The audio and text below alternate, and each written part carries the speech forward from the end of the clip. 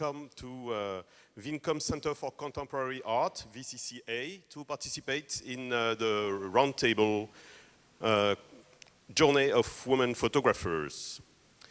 I also welcome all the audience that is following us online through Facebook pages and through Zoom link. This roundtable is co-organized by the French Institute in Vietnam, the Vien Center for Contemporary Arts, and the Hanoi Grapevine Media Online. It is part of Photo Hanoi 23 Biennial, and that has been launched on the occasion of the celebration of 50 years of diplomatic relations between France and Vietnam. The underrepresentation of women in almost all professional fields is a fact that is statistically observed, sociologically explained, and in the face of which it is important to reform and move forward by removing the prejudices and discrimination that contribute to this dysfunction. In spite of its image of relatively open field and career of changes by the art, the photography that is purely artistic, documentary, or journalistic is not spared by this fundamentally unequal paradigm that would like to confine the women to the outside of a medium that they nevertheless took part to build, and so exclude them from the ontology of photography that those that nevertheless continue to write its history. The disproportionate highlighting of male photographers in comparison to their female counterparts is not an inevitability, but the consequence of the absence of spaces destined to present the work.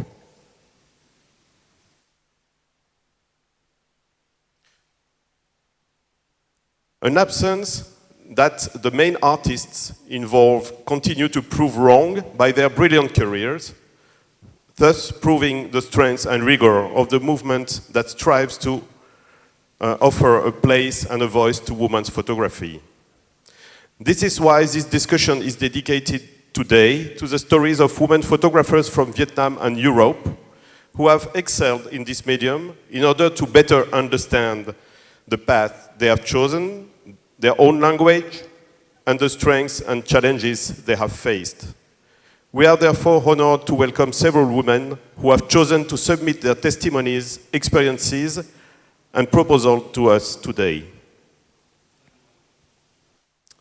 First, I would like to present Ms. Maika Elan, a photographer specialized in documentary photography, analyzing societal changes of different Vietnamese generations, and already awarded with many international prizes, who honors us by coming straight from Ho Chi Minh City.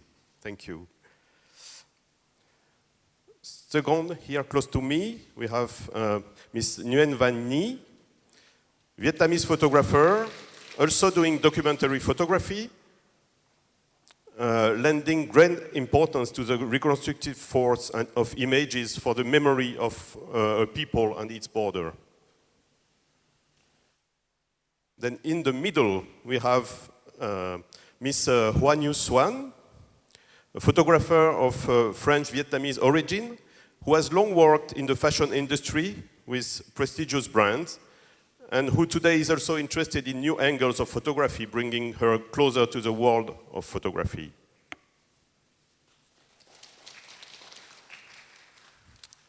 Next to her is Miss Eleanor Chan, a doctoral student in art history at the University of Paris 8, specializing in the subject of photography as a vehicle for establishing a memory of the Vietnamese diaspora.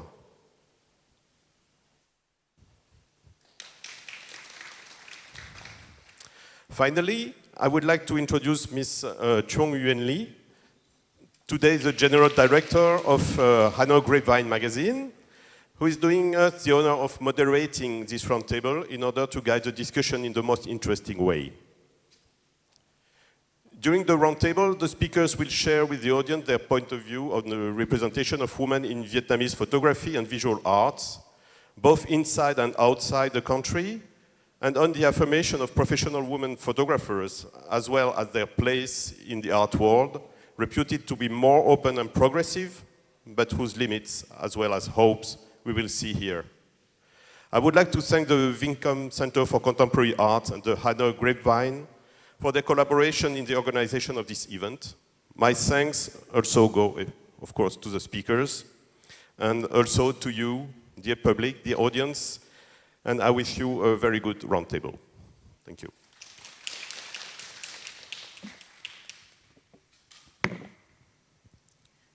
Xin cảm ơn ông Thierry Bergon là giám đốc của Viện Phap, một nhà tổ chức rất là nồng nhiệt và hào phóng, đã đem lại cho chúng ta một không gian nhiếp ảnh rất là tuyệt vời, cũng như là cơ hội để cho các nữ nhiếp ảnh gia có thể kể câu chuyện của mình và chia sẻ tâm sự của mình với công chúng. Đối với riêng Uyên Ly thì đây là một cái buổi trò chuyện rất là tuyệt vời, và Uyên Ly cảm thấy rất là tự hào khi mà ngồi cạnh mình là những speaker, những diễn giả, là có những như bạn Hứa Như Xuân là một nữ nhiếp ảnh gia gốc Việt và hiện tại đang sống ở Pháp và đã có những cái tác phẩm rất là thành công. Cảm thấy rất là tự hào khi mà được ngồi cạnh bạn cùng với những người rất là xuất sắc như là Mai Ca hay là chị Eleanor Trần hay là bạn Vân Nhi. Tất cả đều đã có những thành tựu rất là đáng kể trong nhiếp ảnh. Nhưng mà đối với Uyên Ly thì cái điều quan trọng hơn là hôm nay chúng ta có một cái cơ hội để chia sẻ một cách rất là gần gũi và để hiểu thêm về hành trình của những nữ nhiếp ảnh gia. Có thể là sẽ có những câu chuyện mà họ chưa từng kể với ai, và đây là một cái dịp mà để họ bộc lộ câu chuyện của mình trước khán giả. Buổi hôm nay thì không khí sẽ rất là cởi mở, rất là thân tình, rất là gần gũi, và Uyên Ly tin là sẽ rất là thú vị. Và ngôn ngữ sử dụng sẽ là tiếng Việt và tiếng Anh. Trong khi mà các bạn nghe, nếu mà có câu hỏi gì dành cho các nữ diễn giả của chúng ta thì các bạn có thể cứ giơ tay và đặt câu hỏi. Bản thân ở đây thì Uyên Ly cũng đã nhận được khá là nhiều câu hỏi của các bạn gửi đến trong quá trình đăng ký. Có những câu hỏi rất là hay. Nhưng mà Uyên Ly thì vẫn muốn là luôn luôn cái sự trao đổi trực tiếp thì vẫn thú vị hơn nhiều là so với những cái gì mà được đọc lên từ tờ giấy hoặc là kịch bản, đúng không ạ? Cho nên là mọi người cứ hãy cảm thấy thoải mái để chúng ta có thể nói chuyện với nhau một cách tốt nhất và cởi mở nhất có thể. Đấy là những cái lưu ý ban đầu trong cái buổi trò chuyện này. Bây giờ thì xin phép sẽ bắt đầu buổi trò chuyện với lại những nữ diễn giả của chúng ta. Trước tiên thì có một câu hỏi chung dành cho các vị khách hết sức là xuất sắc và xinh đẹp ở đây, là các bạn đến với nghề nhiếp ảnh như thế nào? Ở trong list này thì Uyên Ly cũng có thấy có một câu hỏi như vậy, là làm sao và như thế nào mà các bạn lại đến với nghề nhiếp ảnh. Còn riêng với Eleanor thì là làm sao mà Eleanor đến với cái công việc nghiên cứu của mình về những nhiếp ảnh gia người gốc Việt mà sống ở nước ngoài. Chắc là chúng ta sẽ hỏi và trả lời theo thứ tự lần lượt theo phía Uyên Ly từ bên trái qua phía bên kia đi ạ. Đang mời Mai Ca trước, sau đấy thì là Hứa Như Xuân, sau đấy là Eleanor và sau đấy là Vân Nhi. Xin chào tất cả mọi người ạ. Chắc xưng mình ạ. Mai Ca thì thực ra thì bắt đầu chụp ảnh là từ khoảng 2005 khi mà tham gia một số những cái diễn đàn nhiếp ảnh của Việt Nam thời đấy rất là đang sôi nổi, ví dụ như là Photo Vien hay là Vien Photo, tức là cái thời khoảng 2004, 2005 thì hồi đấy mọi người còn chưa chơi Facebook đâu, chỉ có cái blog 360 ấy, và một số những cái diễn đàn. Thì cái diễn đàn này thì tình cờ là em biết thì là qua một cái chị bạn, này là chị của một cái người bạn. Thì cái bạn đấy em đến nhà chơi thì lúc nào cũng thấy chị đấy, chị đi vắng ấy, không ở nhà cả. Thế sau đấy chị hỏi ra thì biết là chị tham gia cái diễn đàn chụp ảnh và hay đi chơi cuối tuần. Thì em cũng chỉ nghĩ là được đi chơi, tức là mình nghĩ là về đi chơi thôi, mình chưa nghĩ về chụp ảnh. Sau đấy thì mình tham gia diễn đàn và gặp một cái anh, một số những cái anh chị ở trong cái diễn đàn là mọi người có dạy em chụp ảnh từ đó. Thì đấy là cái lý do mà mình học chụp ảnh thôi. Nhưng mà còn trước đấy thì là hồi mà thi đại học thì là 2004 thì em đã định thi vào gọi là gì, khoa báo ảnh của trường báo chí và tuyên truyền. Tại vì lúc đấy thì kiểu vốn là lười học thì em chỉ nghĩ là nếu mà vào thi nhiếp ảnh thì có vẻ là không phải học những cái môn học thuộc lòng ấy, có vẻ là sẽ dễ hơn. thì bố em có khuyên là nếu mà định nghiêm túc theo ngành báo chí học, đặc biệt là báo chí ảnh thì nên học về xã hội học. Thì sau đấy thì em chuyển qua học xã hội học. Dạ. Lúc đấy là 2005, 2004 ạ? Vâng. Là lúc đấy là Maika bao nhiêu tuổi? 18 tuổi đấy ạ. Thì 18 tuổi. Vâng. Nhưng mà đấy thì em học xã hội học, sau đấy thì đến 2005 thì em phát hiện ra cái diễn đàn đấy, thì em bắt đầu học chụp ảnh từ đấy, và em cũng đấy, bắt đầu từ lúc biết đến chụp ảnh một phát là toàn đi chụp ảnh thôi, xong cũng lười học xã hội học lắm. Đấy, chủ yếu là từ khoảng 2004, 2005. Cảm ơn Maika. Tí nữa thì mọi người cũng sẽ được xem một cái slide thuyết trình và các nữ nhiếp ảnh gia và nữ diễn giả chúng ta sẽ kể cái câu chuyện về mình. Đây là một cái giới thiệu rất là ban đầu thôi, sau đấy thì chúng ta sẽ được đi sâu hơn về câu chuyện của từng người một. Mời Như Xuân. Mọi người nhớ đeo cái tai nghe nếu mà không nghe được tiếng Anh. Hi everyone. So I started my journey in photography from a very young age. I would say like 15 years ago, and I think I just started like exploring this tool as much as I was exploring like other mediums like painting and drawings during art classes. And I was very much interested in painting at first because my dad is a painter as well. And all his work was diving into surrealism. And it's a word that was very fascinating for me, so I would just spend a lot of time in his studio, which was actually like the garage where we used to park the car, and he just like turned it into his painting studio. And it was just like a cave full of treasure for me to explore, like books of paintings, articles that he would like cut out, and just for me to observe a lot of things culturally. And then during the arts classes, I had one of my friends who was experimenting a lot of digital manipulation at the first era of like Photoshop. And she used to do those digital manipulation where she would just transform herself into animals. And I found it quite funny. So I kind of started to explore photography from that moment. And obviously it started with analog. So I got my first camera like as a teenager, but then very quickly I decided to go into digital to explore myself, those digital manipulation. And also because I felt like my photography was very much related to painting as well. So I've always been very attracted to the painting feeling of it. And then after high school, I've just decided to go into a public school that was just a 2-year course, because first I couldn't afford to go in a big school, and I just wanted a class that was very quick for me, just to learn like all the technical aspects. And so there were only 2 public schools in France, so one was in Paris and one was in the north of France. And it took me a while to get into that school, because at first they told me that my profile was too artistic and this was a technical school. And obviously my level in mathematics and science was like very, very bad. So I needed to take 1 year off. So I decided to go to the university in Paris 8. And I studied 1 year of history of art. And then the second year I applied again, and they said, oh, sorry, we only take people who come straight from high school. And I was like, okay, so what do I do? Because I really want to get into that school. And they were like, you need to level up your skills in science and mathematics. And there were so in France we have this class that is called Prépa. And there were no preparatory class for photography, but there were one in cinema. So I contacted the school and I said that I wanted to study photography, but there were like no classes for photography, and I loved cinema. So they took me in, so it was 1 year, and then I applied again to this school on the 3rd year. They put me on the waiting list, and I finally got in. So I did like those 2 years of photography class. First year was mainly analog, and then the second year was mainly digital. And I had like a lot of internship where I could practice like, on site, how to, work in a studio, work in a lab, work in a photography shop as well.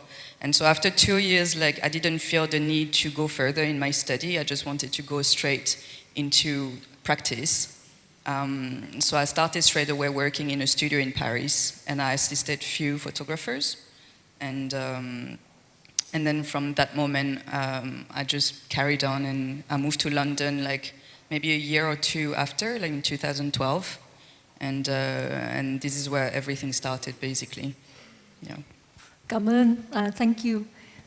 Có thể là mọi người cũng đã đọc phần giới thiệu rồi, nhưng nếu mà chưa kịp đọc thì xin giới thiệu là Hứa Như Xuân là nhiếp ảnh gia thời trang, đã chụp cho những hãng thời trang rất là nổi tiếng như là Kenzo hay là Gucci hay là Dior, và gần đây thì Như Xuân cũng đã phát triển thêm về pha trộn, theo như Uyên Ly đánh giá là pha trộn giữa nhiếp ảnh thời trang với lại cái tính thiên hướng nghệ thuật mà vốn đã có sẵn, và câu chuyện của Như Xuân thì bắt đầu trộn lẫn giữa những cái yếu tố thời trang, yếu tố nghệ thuật, yếu tố cinema với lại những ký ức về gia đình và về căn tính rất là thú vị.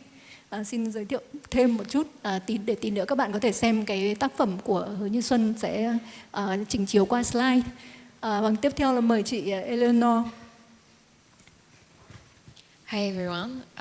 Well, I'm not a photographer, even though I kind of tried when I was a teenager, but I was pretty bad. So I'm a researcher and I study photography. And I guess it all started with my dad too. He was like very passionate about photography. He took many, many pictures, analog mostly. And I feel like he tried to teach me how to do technical, like all the techniques in photography, but I was hard and I wasn't very patient. But my interest in photography grew when I kind of discovered family pictures and albums, and knowing that I feel like I'm kind of a very melancholic person and I have a hard time forgetting. I don't like the idea of forgetting. That I could spend hours watching these pictures of family and wondering who they were, what they did in their lives. So that's how my research started. I started gathering pictures, tons of them, of my family, other people's family. I'm interested in all family stories that I can see. And as I write a lot, and I feel like it's also a way of remembering, doing diaries and putting pictures in it together. Well, I feel like doing this PhD, this research was a good way of combining writing and my interest for family pictures that we will see later on. And that's pretty much it. Thank you. Cảm ơn. Mời Vân Nhi. I guess my starting point in photography is quite similar to Micah, as in like I was also pretty stuck where I really don't have like too good at math or don't really want to do like those like architecture kind of thing, and I was just like kind of wanting to go straight into art school and wanting to find like what is it that I really want to do, and I want to do art just in general. So when I got in there, I just like started playing around with different mediums, and you know, it's just like it's actually very, I'm not sure how to say this because it's just like one of the courses that I have, and I'm just like, oh, I like this and I want to like pursue this further. And you know, like within the photography courses, of course, there's like all the studio basis stuff, and I just got into fashion, like got really into fashion at that point, and all I shot was like fashion images. And that was technically all I ever do up until like a little bit like 2 years ago, where it was just like, okay, this is like not working for me, and I'm just like, I don't find like a connection between myself and the subject that I shoot, because everything is too fast, everything is too, like there's no time to process anything ever when it comes to like a fashion image. I mean, for myself, and it's just like, I find someone, I shoot them, and there's the image, and I just like, there's no like personal satisfaction in that for me. And then I just start looking deeper and deeper into like more documentary, to more fine art stuff. And I'm just like, I see like pictures from Deanna Lawson, from somewhere that was just like, right now it's just like Deanna Lawson. And I'm just like, I'm so like overwhelmed by that picture, and I'm just like, why isn't there someone where I can look to who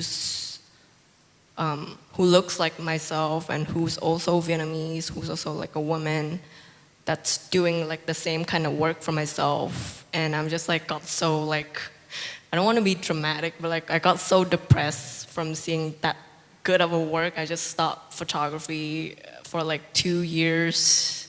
And I didn't really shoot anything up until like last year, where I like just kind of like looked through those images again, and then I'd start looking through like my family photo archive again. And that's where I'm just like, oh, I can just use this as material, because like it's also something that's myself, but it's also something that's kind of like a collective memory kind of thing.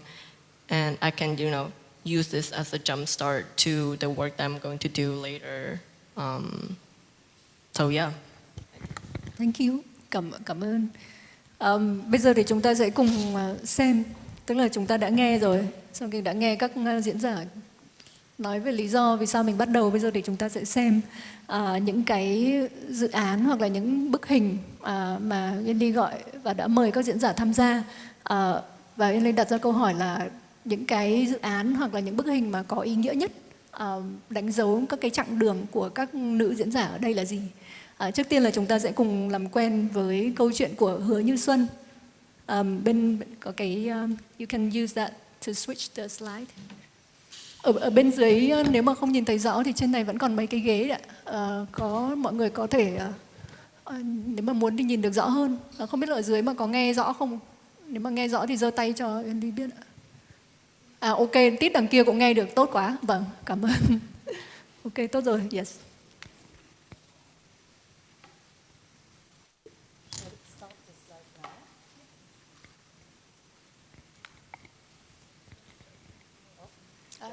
Keep going.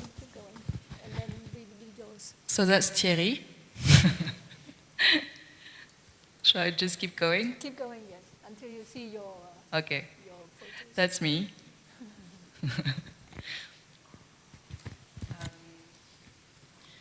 So yeah, I'm just gonna make like a general presentation of my work. I didn't prepare anything very specific. I just thought I would go through everything. And so basically, I'm starting with my, I don't know if you can see. I'm starting with my fashion work because that has been the core of my work for the past 10 years. And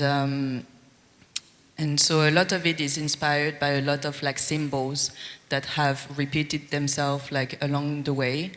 And but especially in the past 5-6 years, I would say that everything has developed a bit more into like meaningful object and just symbols that means more things to me than, you know, in fashion in general. So the reason why it was very interesting to hear Vien talk about like her experience in the fashion work, because I deeply understand this thing about like not having the time to nurture a project. I think I was lucky enough to be able to impose my views and my vision like with the people I was working with, and to push things forward in order to achieve the images that I wanted to do. And so everything was always about creating like a world in which people can dive and see themselves, but also experience objects and created space that is very much related to dreams or to just, you know, adventures. And so that was the core of my fashion photography, and it still is. So I picked those ones because my composition are most of the time very simple, but it just highlight maybe one object, one fabricated object in a very empty word.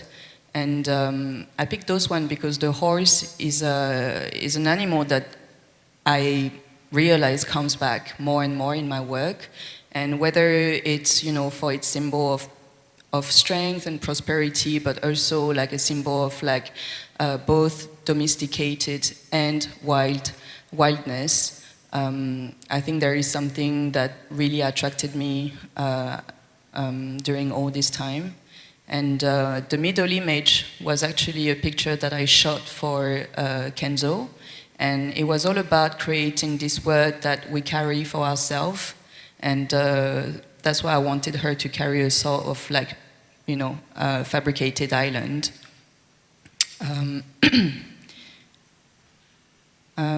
So this project was one of my most personal projects that I did a couple of years ago while I was going through this identity journey and digging back into my Vietnamese roots.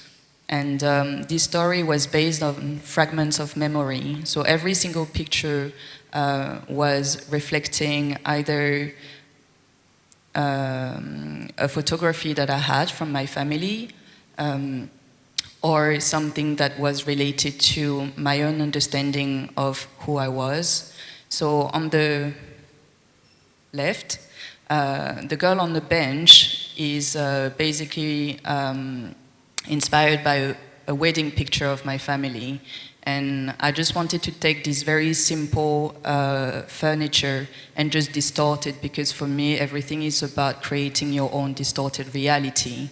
And then the picture next to it was about my models eating the swans, which is related to my name, which become a symbol in itself, because I grew up in France where my first name was mispronounced for many, many years, but I just grew up with this. And then when I arrived in London, like in 2012, I would just introduce myself as Swan, like a swan, because it would make it easier. And then the image just stayed. And so most of the time I was identified with the animal. And so basically it was just a way for me to say that like you create your own self, and then you nurture yourself with those knowledges. And the two models were a sort of mirror of the woman of my family and the men of my family as well. And I think like in my work in general, there is a sense of darkness, because obviously this whole observation comes from a lot of pain, but there is also a lot of humor in it, even though it's very subtle. Just because I think it's important to also play with all the discovery that you make, and that as much as it can be painful, it can also be fun.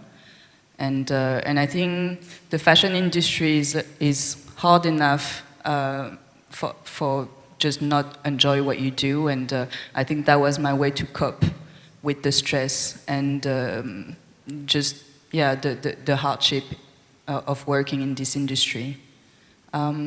Those are supposed to be videos, but I don't know if it can work in Lee, do you know? No? They're supposed to be videos, but anyway, that was like video of like my set designers working on the fabrication of my different shoots, and it's a shame it's not working because they were pretty funny. But yeah, I'm just gonna carry on. So this image with the girl in the mirror, it became one of my most iconic images, so that's why I decided to put it in. And I found it really interesting because obviously when I shot this picture, I had no idea that this image would become a reference in my work. And there is probably something striking about it, but until that day, I still wonder why this image became like the most popular image, whether it's the color or the intention of the girl looking at you. Yeah, I think this image has followed me for a very long time. And then next to it, you have like an extract from a series that was called sharp tongue and round fingers. And this series was like the first series where I wanted to explore the deafness of my dad and this whole observation of the sign language that I couldn't speak myself. And so this image is just a still life of like little broken fingers that was kind of like a reflection of my own communication with my father. So through my work, I take a lot of inspiration from films, and because I like the idea of like creating something which is based on reality but dives into like a sort of realm of dream, and I'm really happy to show the fabricated, to make a point about the fact that, you know, things can be unreal, but it is your duty and responsibility to create this reality for others as well. And that's why, like, you know, whenever I had conversation about like the digital manipulation, the retouching of my picture, I very often stumble with people who were very against retouching their picture. And for me, it wasn't about like, you know, erasing imperfection or pretend that this person is not who she or he is, but it was more a way to transform my models into characters. And for me, that's all it means. Like they're just playing a part, playing a role that I've decided like that I wanted them to be. And so this image was just like, you know, an accessory story focusing on jewelry, but obviously I always take every commission to actually sneak some meaningful messages and researches that I want to translate. And so this one was a focus on Asian actresses in cinema, because at that time I was very much into I was discovering a lot about Taiwanese cinema, Chinese, and Vietnamese cinema as well. And so that was just a way for me to show this. And also I found it funny to be able to show like a girl eating a sandwich and just wearing like very expensive jewelry. Yeah, and then this project was a project that I shot actually a little bit before starting this journey into like digging into my Vietnamese roots. And this series was again like commissioned for jewelry, but I wanted to explore the idea of ritual and to the transfer between a mother to her daughter, and the sense of care and the sense of beauty as well. And the picture on the right is actually a still life where I wanted to represent like the time that my mother would have for herself, which was, you know, on a daily basis. It was usually very short because she had to take care of the family after work, and so she would come back home and had maybe 1 hour where she could actually watch her kailan. So that's a still life that is just a tribute to that. So this is like recent work where I was asked to, again, like pitch something about dream. And for this series, I just decided to create characters that are, for me, superheroes. And it was from a very, very simple idea, which was we can all be superheroes if we decide to dedicate it some time for ourselves. And so every single models that I've shot were embodying like a sense of strength through either an accessory or their attitude. So that is part of the same series. And so for me, it was very important that one of them would have something to eat as well, because I felt like you develop yourself through all those stories that you share around the table with your family or your friends. and I think this is the best way to nurture yourself and to grow, and so that's why I wanted this one to just have an apple to eat. And the picture next to it was a sort of like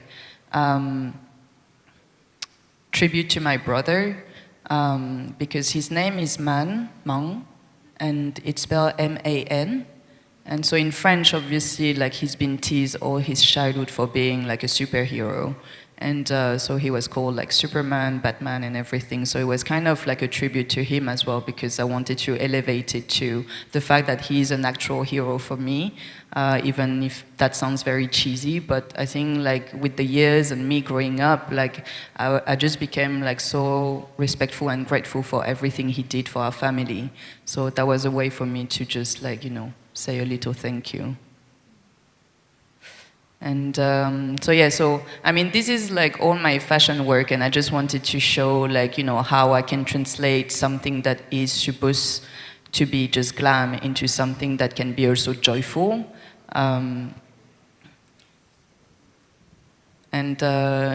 So I decided to show this one as well because this photo shoot was actually the first time I decided to focus on masculinity, because most of my photo shoots were always focusing on women.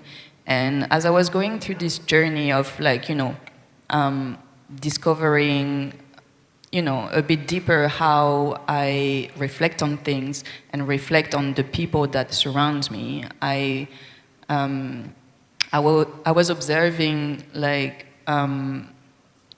the like Asian masculinity, in a sense that I grew up as a French person and rejecting a lot of things about my Asian culture, and obviously looking at Asian male was not on my list, and it's something that I've never really questioned. It was just like not on my side.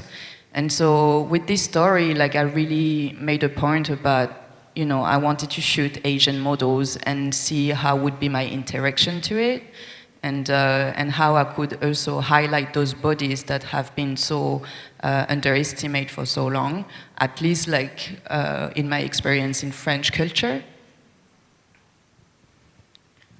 So yeah, so this is going back to like me referring to models in cinema, showing different kind of women through their strength. So this is a very important picture for me because it was one of the pictures that was reflecting all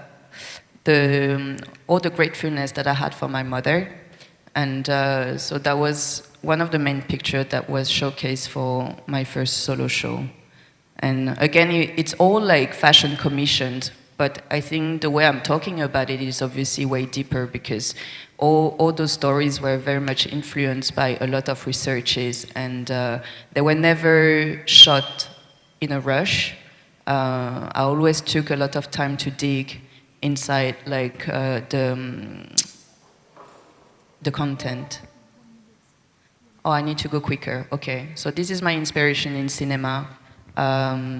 So I put few examples that was like film from Tsai Ming Liang, Jia Zhangke, Werner Fassbinder. Sorry, I just need to go quicker. So this is a performance that I did in the Camden Art Centre in London. And it was a new practice as well for me because I had to write and stage a piece. And a lot of my work is always observing a lot the relationship between people, and especially in couples. So this was a piece that was written in 4 acts, and every act was changing through this folded table. So the presence of furniture is always very important as well, and obviously this table is reflecting this, again, like aspect of sitting around the table and sharing stories. So that was like the last installation that I did in Vietnam, where I was invited to make an installation around a collection by Com Chi, and where the collection was about the Segonese market and the tribute to the Segonese market. And so the idea behind this installation was to highlight the idea of home, and what it means for me to be at home, whether it's in London, in France, or in Vietnam. So I picked like different elements and created this fragmented piece. So that was the video, but it doesn't work. Yeah, sorry about that. No, that's fine. And so you were talking about the milestone and the turning point in our career. And I think that for me, like those cover for the times where, well, initially it wasn't supposed to be, for me, like the turning point, but it did become a turning point because I realized when I shot those pictures, the importance of representation.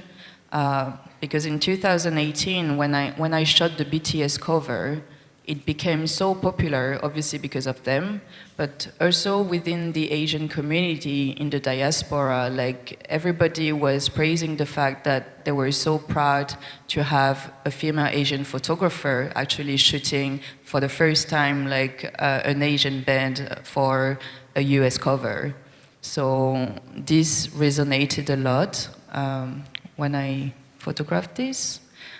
Again, video. So yeah, and this is like the Gucci work that I did that was a tribute to mothers, because when I was asked to do this campaign, there is a shoot in Atlanta that happened and that killed several women that were also mothers while they were working. And so when I had to pitch this series, which was about the idea of breakfast in bed and beauty, I couldn't think of anything but the women that actually don't have time to have a breakfast in bed. And I was thinking about my mother, and I was thinking about the fact that out of all the women, like they are the one who deserve the most, like a time for themselves and a time for self-care.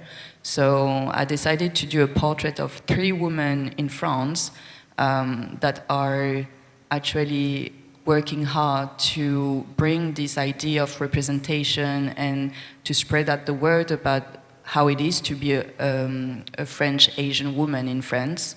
So you have Lynn Papin on the left, who's a writer. In the middle you have Grace Lee, who is a director and activist. And on the right side you have Thérèse, who is a singer, French singer and also activist. So yeah, so I'm just gonna pass quickly because I don't have much time left.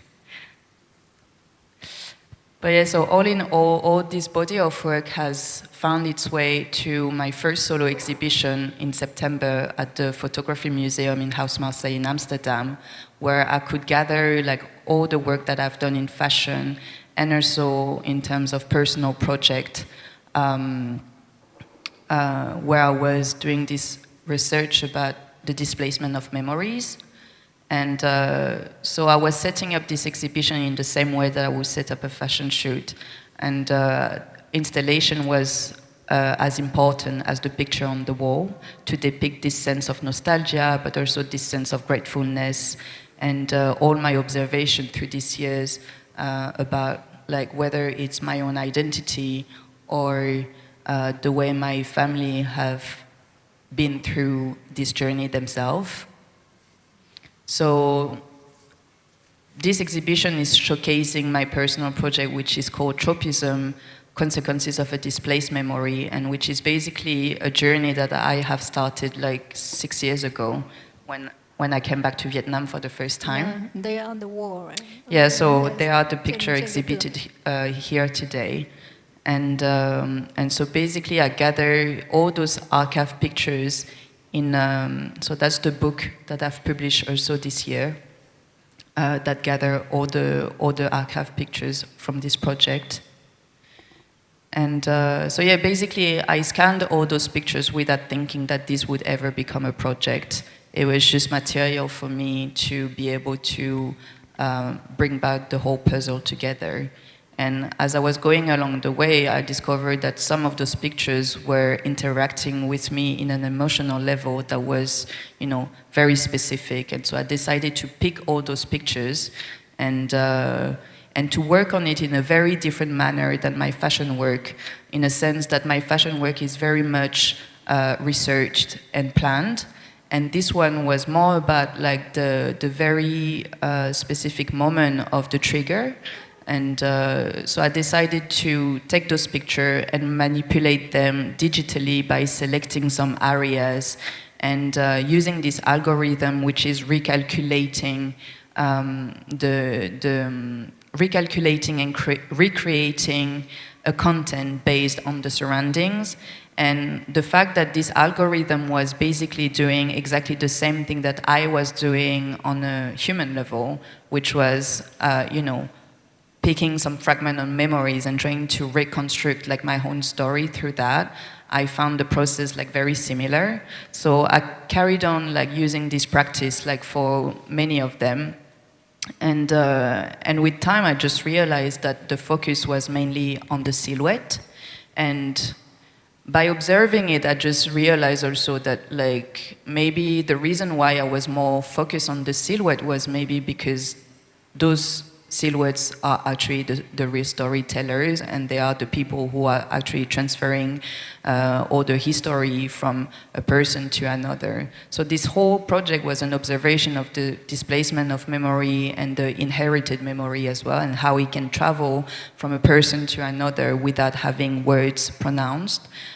Because obviously this is just pictures, but I'm very this whole project is very intimate, but I also realized that this intimate experience is also calling like the collective one. And I discovered through my show that actually all those pictures was telling a lot of stories to the people who were also not part of my family, because most of people have family pictures, and a lot of people could just simply relate to the idea of embracing family, embracing those moments that are captured to, set in stone a very specific event or celebration. Okay. So, yeah, so that's it. I mean, I wanted to end with this. Thank you very much. Thank you. Very meaningful stories. Cảm ơn Như Xuân rất nhiều về những hình ảnh rất là đẹp và câu chuyện rất là ý nghĩa. Sau đây thì chúng ta sẽ được làm quen với lại Eleanor, Trần, và Uyên Ly cũng xin lỗi vì chưa nhắc nhở về thời gian trình bày. Mỗi người có khoảng độ 5 và cho đến tối đa là 7 phút ạ. So you have 5 to 7 minutes max to present your stories. Thank you. Move the slide. Can you just press? Yeah. Okay. Okay. Do you hear me? Yes. So it's gonna be a short story, I think. So, okay. So it all started. I'm gonna talk about my research. It started in 2020. We were in France in lockdown, such as many people around the world. And I was supposed to find a new topic of research for my master thesis. And I was initially thinking of being like an expert in the Renaissance art painting, which I'm not right now. Because a few months before lockdown, my French grandfather died. And he left behind him a lot of pictures that he or his Vietnamese friend took for many, many years, because during his life he was very in love with Vietnam, and when there were the boat people crisis in the late 70s, he opened up his house with my grandmother and offered any Vietnamese people who needed a home. So they came, and they quickly became family. And for the rest of his life, he used to see them on events, birthday, weddings. And he received pictures from them. So I was grieving, so I was just looking at these pictures, thinking of him and his life, and wondering how I can make something out of it. And looking at these pictures, I thought about my dad, who's Vietnamese and was a refugee back in the 70s, and I thought about his own pictures and how they resemble to the ones I found in my grandfather's study. So I dropped the Italian Renaissance and I started thinking about family photography in the Vietnamese diasporas, first in France and then in the US or Canada. But it was really hard to do such a hard topic in art history field because it is very personal. So I started asking many families from the diasporas to give me pictures, and it was really hard because that was very intimate. So sorry, I forgot to. So these are some of the pictures I found in the albums of my grandfather, but also some of the pictures my own family took during the years. And we can see that they all continue the Vietnamese culture and rights. And this is a suitcase that I managed to obtain from an uncle who kept all the pictures of our family from the late 50s to kind of today. And I needed to see them and to feel the weight of this memory. So this is something I have at home right now. And this is, well, not very clear, but some pictures of my family as well in Vietnam. And so, yeah, I was desperately seeking for other pictures that could help me conduct this research. And as this was a failure, I found artists, Vietnamese artists from the diaspora who were also searching pictures and were working around it. So the first one that I found was Jacqueline Hoang Nguyen, and she's from Canada. And I found this website where she asked people in Vancouver to share their stories and pictures, and so she can scan it and listen to their stories and put it on this website so everyone can see these archives, this like collective memory. She's a really great artist who's working on putting names back on Vietnamese people and giving them some visibility because as maybe you'll know, Vietnamese community around the world is often seen as invisible. We call them like model minority, and because they are not seen, but she makes them visible. And in another work that she has done a few years ago, she also warned us about the fragility of family photographs that are easily destroyed or lost. So these are pictures of her family in the sand. And at the end of the exhibition, she, an activist, erased it and to show us that, well, if we lost the photography, we lose the memory as well. And the last artist I wanted to talk about, because she's also very important in my research, is Queen Lam, and she's Vietnamese.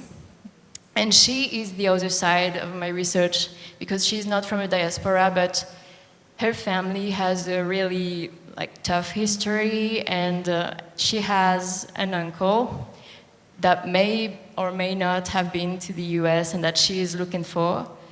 She found his pictures in a box in her home. And so to maybe feel what he felt and see what he has seen, she just goes to the places in Vietnam, like in Hue, to take the same picture with the same technique, same camera. And that was the last slide. So that's how I started my research, and it still goes on. Thank you.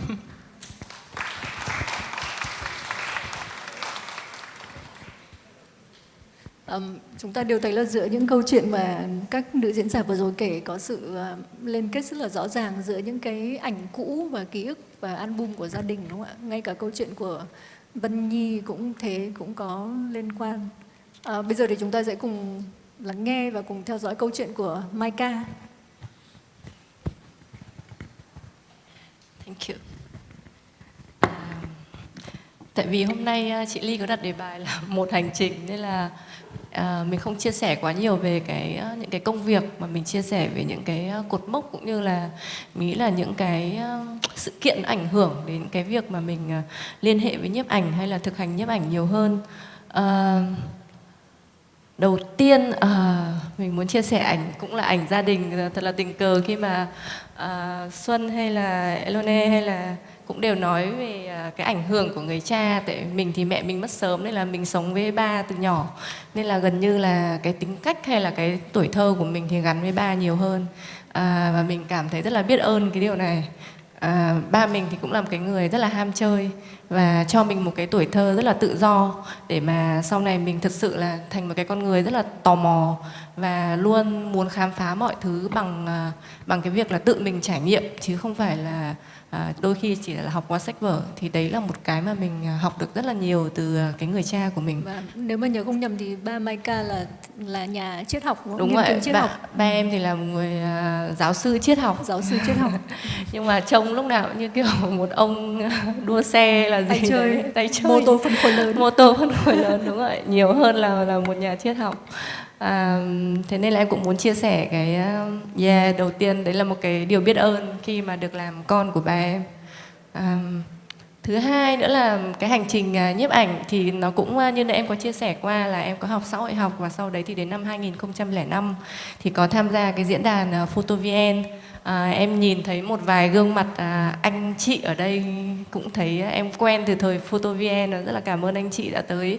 Rất là tình cờ khi mà tham gia cái diễn đàn này thì em có quen một anh ở trong diễn đàn tên là anh Phạm Đức Long, thì là cái người mà dạy em chụp ảnh mà một cách cũng rất là ngẫu nhiên. Tức là hồi đấy em vào diễn đàn thì đăng ảnh, chưa có ảnh, chỉ đăng ký nick thôi, xong tự nhiên anh nhảy vào anh hỏi em là kiểu em tên là gì đấy, mà em tên là Hải, tên thật của mình. Xong rồi anh ấy hỏi là em có hay đọc truyện tiếng Việt không, mà em không. Hỏi em có biết chụp ảnh không, mà em không. Em bảo là anh bảo là thế cuối tuần này mọi người có offline đấy, nếu mà thích thì đi. Thế là em cũng đi. Nói chung là em thấy cái thời đấy mọi người cũng dễ tin nhau nhỉ. Kiểu đi là đi thôi. Xong rồi đến thì cũng gặp một cái cộng đồng mà thấy mọi người chụp ảnh rất là nhiều, và từ đấy thì em học anh Long thì có trực tiếp dạy em. Em cũng không hiểu tại sao anh Long lại đi mất thời gian dạy em như thế, vì anh ấy dạy tận 2 năm, mà anh ấy dạy từ máy phim, mà dạy rất là bài bản. Tức là ví dụ như là mọi người học thì có thể học trong 1 tuần, đúng không? Nhưng mà anh ấy sẽ dạy là ví dụ như là 3 tháng đầu anh chỉ dạy lấy nét thôi. Đấy, xong rồi 3 tháng sau là bắt đầu mới dạy đến một cái gì đấy. Tức là mình nhớ là 2 năm sau là mình mới học đến cái trừ với cộng khẩu độ cái gì đấy. Nói chung là nó rất là kinh khủng. Anh ấy dạy cả những cái kiến thức vật lý là tại sao nó là 2.8 ấy, tại sao nó là 1.2. Tức là những cái rất là, thực ra nó cũng quên hết rồi, nhưng mà cũng không hiểu tại sao anh ấy lấy đâu ra từng đấy năng lượng anh dạy. Thì đây là cái bức ảnh, anh dạy linh tinh một hồi, thì đây là cái bức ảnh đầu tiên gọi là đi sáng tác đấy. Thì là nó chịu ảnh hưởng bởi cái phong cách của anh Long rất là nhiều. Anh Long thì là một cái người, có một cái điều duy nhất mình không ảnh hưởng là anh Long là chỉ chụp đen trắng, nhưng mà không hiểu một cách nào đấy thì Maika chỉ chụp màu. Thì hồi đấy là anh Long là rất là nổi tiếng với cái chụp ảnh bộ 3 ấy. Thế là 3 cái đi chụp xong cứ ghép vào nhau. Thế là hồi đấy mình cũng rất là bắt chước. Thì cái giai đoạn 2005 này thì nó là cái giai đoạn mà mình học về nhiếp ảnh, và gần như là mình bị ảnh hưởng bởi những cái người mình dạy, và mình gần như là cái giai đoạn mà mình copy, mình chưa có một cái gọi là bản sắc gì hết. Và hồi đấy thì kiểu đấy bắt chước ấy, thứ nhất là ảnh 3 này, xong ảnh thì phải có viền đấy. Lúc nào nó cũng những cái kiểu ảnh kiểu này.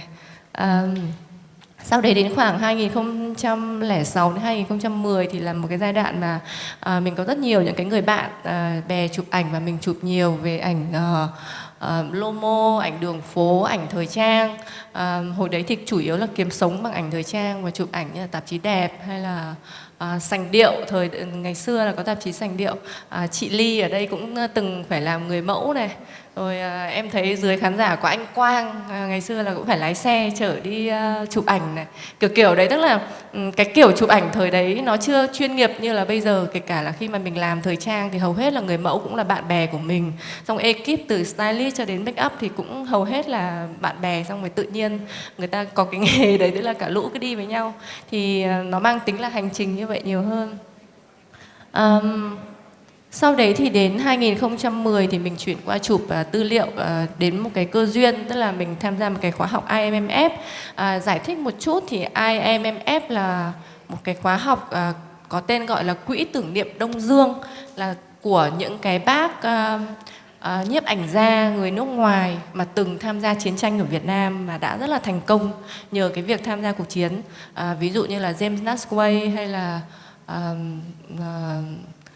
Nick Wood, rồi là rất là nhiều những cái người khác nữa, thì họ lập nên một cái quỹ và họ cảm thấy rằng tôi đã thành công bởi cái việc là tham gia cuộc chiến ở Việt Nam mà tôi muốn làm một cái gì đó trả ơn cho đất nước này, và họ tổ chức cái workshop đấy 2 năm một lần. Cái điều kiện tham gia thì là các bạn sẽ phải là một cái thành viên thuộc một cái đơn vị báo chí nào đó, và mỗi một đợt thì sẽ có 3 lớp học, khoảng 30 học viên.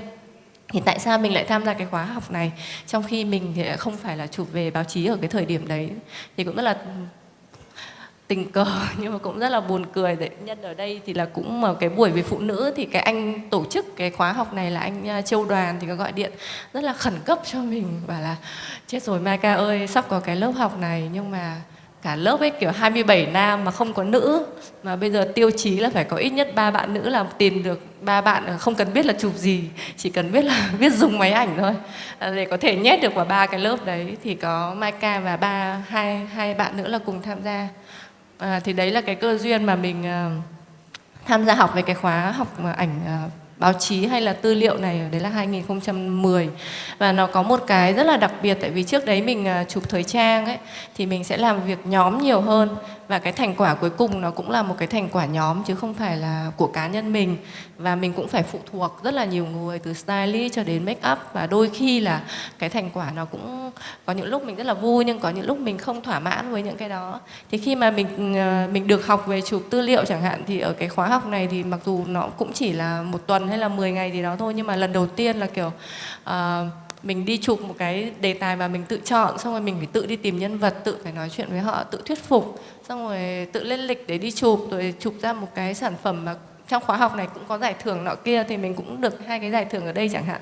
Thì với mình nó là một cái kiểu wow, lần đầu tiên mình làm một cái việc mà từ A đến Z mà mình thấy là tức là khi mà mình làm một cái công việc như vậy, mình thậm chí còn không quan tâm đến cái kết quả nữa luôn, và mình sẽ quá thỏa mãn là một cái công việc nó thuộc về công sức của một mình.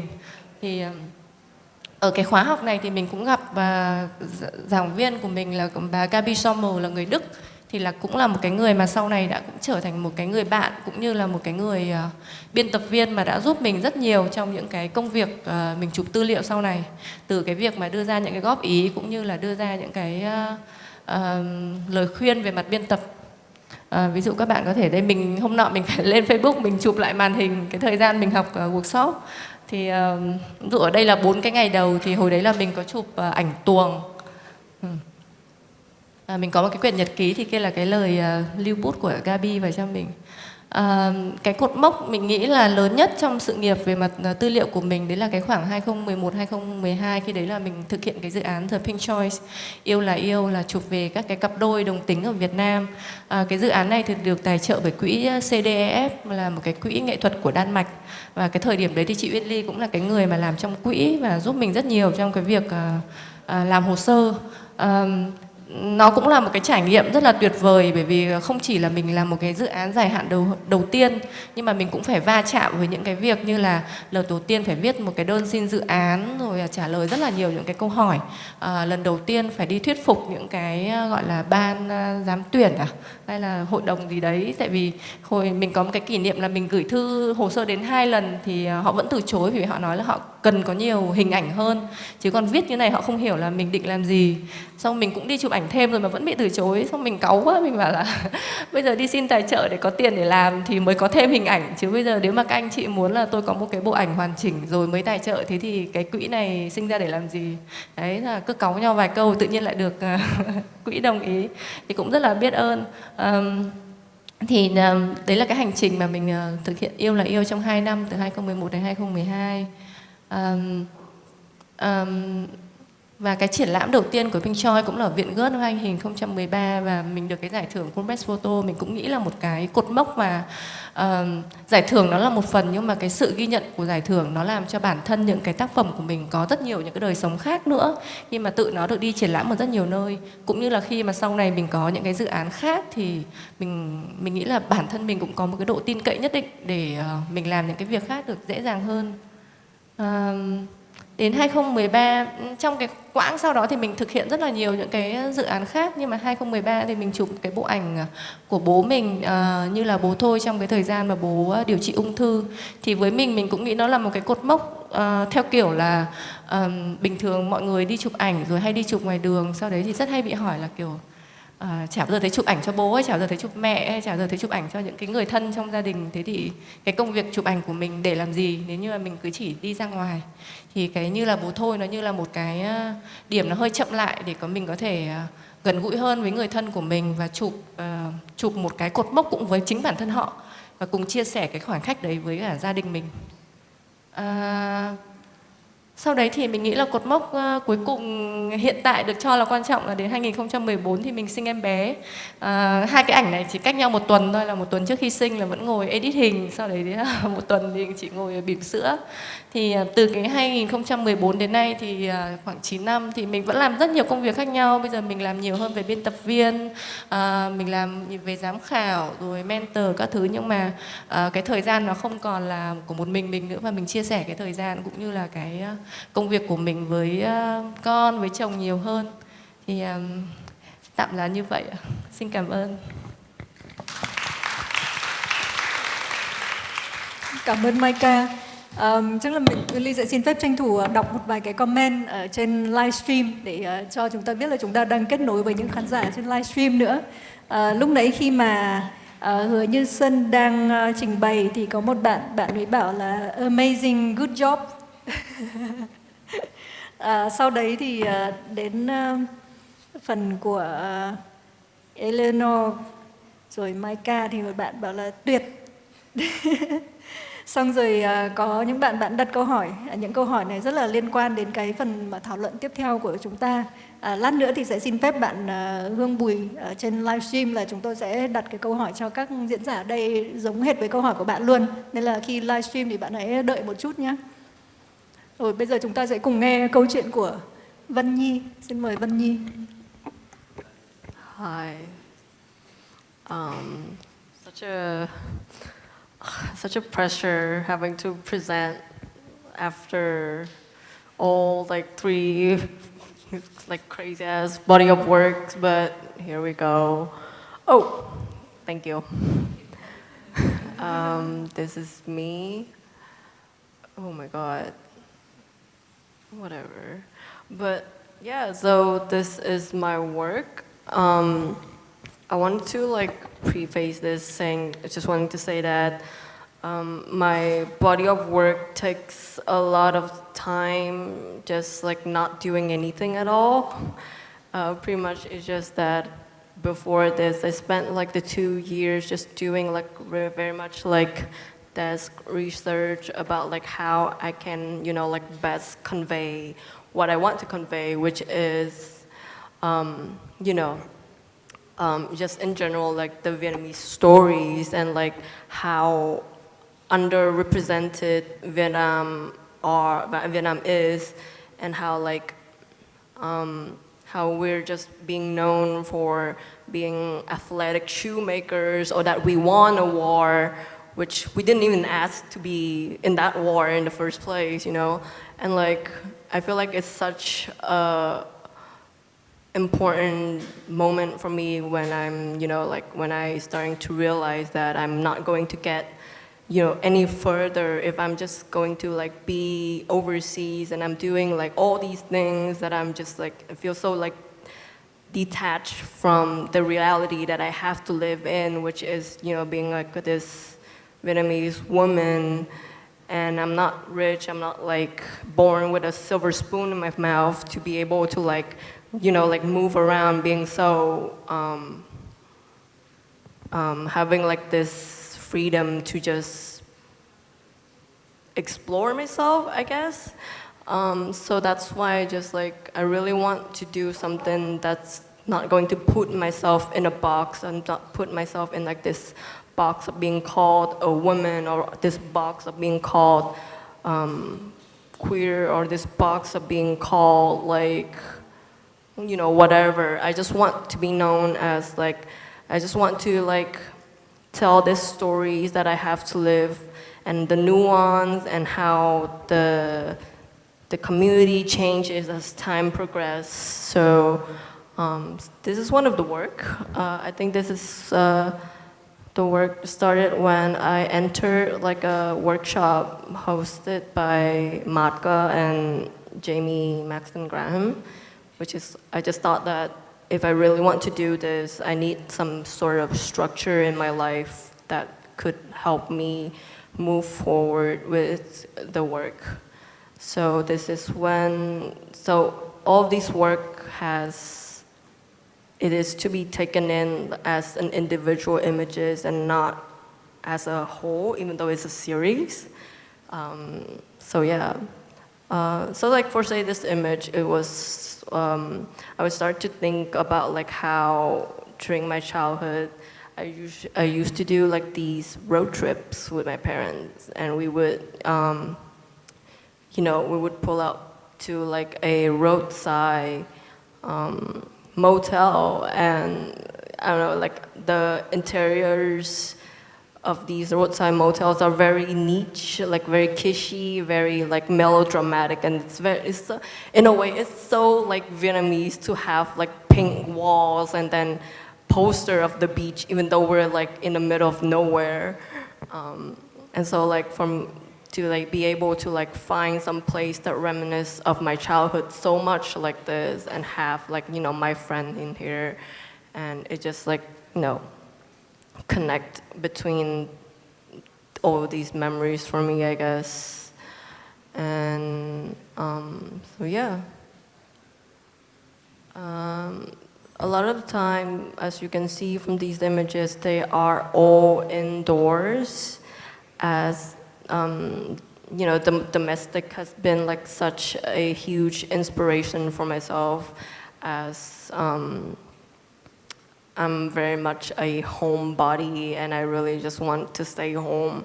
And what's better than like being at home and going through like my family archive and just like figuring out like just like spending a whole lot of time planning for just one single image. Like that's like my favorite thing to do. Like I don't even want to like shoot the image at all. I just want to like sketch up like a photo, and then like talk to my friends, and then like the process of like talking to my friends and having them as collaborator, and like it just like brings me so much joy that when I'm actually in front of these people and in the space that I need to shoot, it's just like, it's kind of just secondary, and it's not important anymore for me to shoot the picture, because the picture is already there. You know what I mean? Like, so yeah. Also at the same time, it's very important for me to pull references from either famous imagery or imagery aesthetics that are, of the collective memory, which is like the thing that people are very familiar with, the thing that people have already been so used to seeing, and so used to it to just being white people in that space, or white people took these pictures. I'm sorry, but like it's true. Like it's such a violent thing for me to be able, it's just like such a violent thing for me when I have to see these images, and it's just like, I personally don't have any connection to this image. Like, why am I in this institution having to learn about these? And so I'm just like always having this internal question of like, what if it's Vietnamese, and what if it's made by like a nobody, and what if it's made by like a woman? Like, whoa, like that's like such a brick brain moment for me. But you know, Pieta by the Hong River, which is like, I don't know, it's very, somehow it's very, it evokes something in me that's that's not usually seen before. Talks about like the emasculation of the Asian man, and how like the queer men are always perceived as these, you know, like frail men, and how like a lot of Asian men are always perceived as low testosterone or whatever, even though they're beautiful, like just to look at the image. And I feel like I just talk too much, even though like this pictures already talked for me a lot at the time. And for say like this one reference, I think that you just for like a simple Google image search about like the Vietnamese rebellion soldiers during the American War, you can always see like these captured soldiers being held by 3 or by 4 like this, and but at the same time they always held their head so high. And for me to be able to like reconstruct that image in like the modern time with all these women, and they are dignified in their space, and they subvert these colonial gaze being put onto them by, you know, like Americans or French, is also something that's just, I keep saying important, but like it's just like so important, you know? And then these aesthetics is also something very important, as it is a cue, it's a visual cue that's something similar to you. You're like, oh, I know this, and I've been there, I've seen this, and it's important that to put all of these and to pull every single aspect of that onto the surface of the image is also mandatory. I guess like all of the subjects in my work are friends of mine, or either people who first are strangers, who then I make myself to be able to be their acquaintance, or at least that I have to be able to know that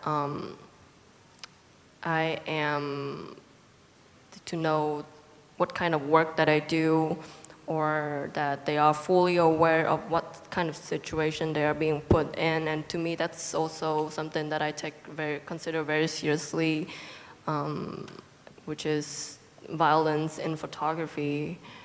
And it's almost as in like, you have to give these people the dignity that they deserve. You have to be able to portray them, not in the way that it's, I don't want to say beautiful, but not in a way that they have to be able to reign the space that they are in, or that they are able to speak clearly the voice that they have, and not just be so vulnerable for no reason at all, you know?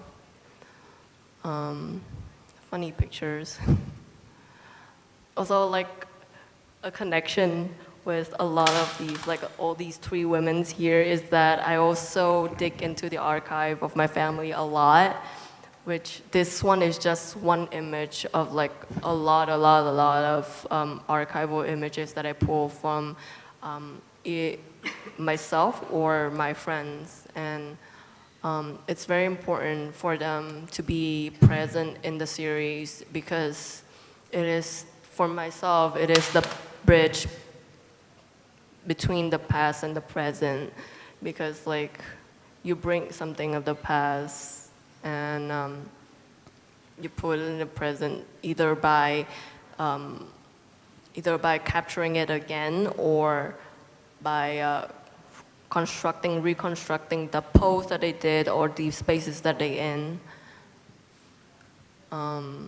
This one is also very funny. This one is the first ever image I took of the series before like the 2 years hiatus I took. This was when I was in Toronto, and I was just at the point in my life where it's just like I have this like identity crisis. Like I don't really understand who I am and why am I in Toronto, like out of all places? Like why am I here? Like I know that I'm here for education, but like what is the point of this education? And all I know is that even the Vietnamese community there, they are not welcoming to me for some reason, because some reasons. And the only people that I know are strangers and people like pretty much they are Jamaicans, and I feel like I want to be able to, you know, speak about this Vietnamese identity and the loss of the identity by constructing the image of intimacy in my own home there. It's a Vietnamese home, but it's occupied by foreigners, which is kind of, to me, speaks to this loss of identity. And so like the series continue with more exploration on spaces, on intimacy, and on how people, even though they are strangers, how they can interact with each other in also a strange place. Okay, I'm going faster. Trying to look at the nuance of Vietnam, which is that as we know, we progress as a nation, we're starting to open up our borders to more expats, and how do we know and how do we see it, and how are they occupying these spaces, these are Vietnamese spaces? Because, you know, like even when like I bring these series, you know, overseas, they're always asking like, why are you putting foreigners in your pictures? And I'm just like, this is an observation. Like, I'm not trying to change anything. This is an observation, and my observation is that, you know, these past couple of years, there's been so many foreigners coming into Vietnam, making a life here, and I feel like it wouldn't do like my community any justice if I just leave them out, and it kind of just like lie that there's just these people living here. So yeah, everything is very observational based, even though it's highly staged, highly theatrical. So yeah, thank you.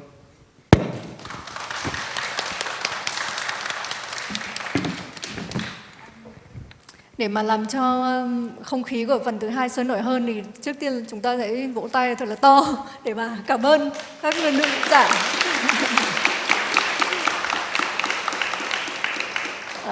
Rất là nhiều câu chuyện được chia sẻ. Bây giờ thì chúng ta sẽ tập trung vào phần thảo luận về những cái thách thức và cả cơ hội cho những nữ nhiếp ảnh gia và nữ diễn giả ở đây. Uyên Ly nhận được rất là nhiều câu hỏi đều liên quan đến những câu hỏi tương tự như vậy. Điều gì là khó khăn nhất khi mà các nữ nhiếp ảnh gia hay là một người nghiên cứu, nhà nữ nghiên cứu về công việc của mình có những câu hỏi rất là cụ thể, chẳng hạn như là mang vác các cái thiết bị máy móc rất là nặng so với lại nam giới chẳng hạn. Thế thì các chị có thường bị đau lưng hoặc là mỏi vai hay không? Đấy là những câu hỏi mà Uyên Ly nhận được. Thì chắc là bây giờ chúng ta sẽ thảo luận một cách rất là thoải mái, và khi mà Uyên Ly nêu ra câu hỏi hay là dưới này muốn đưa ra những câu hỏi liên quan đến chủ đề như vậy thì cứ giơ tay, và trên này các diễn giả thì nếu mà ai muốn trả lời câu hỏi nào thì cứ chủ động giơ tay, đúng không ạ, để trả lời một cách thoải mái. Thì trước tiên thì có một cái quan sát hay là có một số cái thống kê ở trong cái ngành nhiếp ảnh nói chung là nữ nhiếp ảnh gia thì thường là ít hơn nam giới.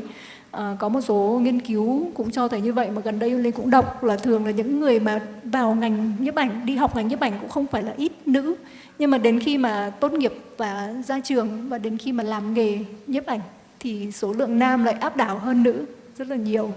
Chẳng hạn như lúc nãy Maika cũng đưa ra một cái con số khi Maika đang tham gia cái khóa học của Quỹ tưởng niệm báo chí Đông Dương.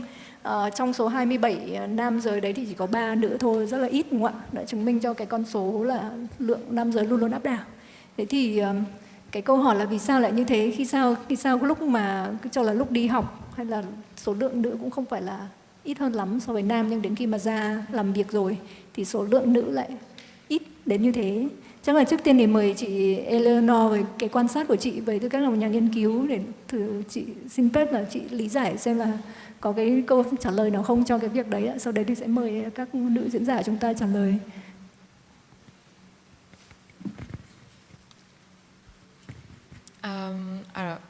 Sorry.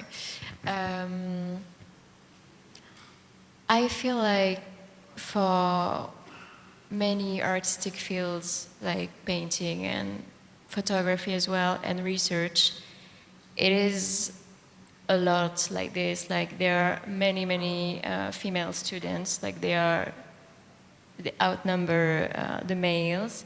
But when it comes to having the higher position in society, like when you graduate and you have to find a job or, well, it's mostly men that are hired. That reason I might not be able to explain clearly because that feels like sociology, but